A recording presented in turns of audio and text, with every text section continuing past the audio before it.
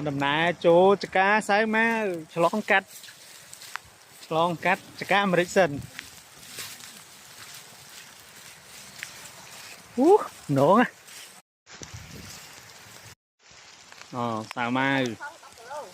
nè bê luôn ai quay sợ krong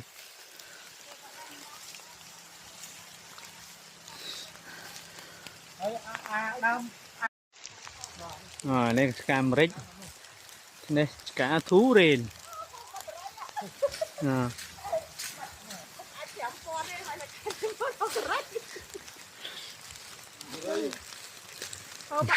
cà mau lỗ cà mau rồi nhá ban thịt xài mai một pra cuộc liêng ọt ốp ra này là 3 đê một phay sao nó vào lối chứ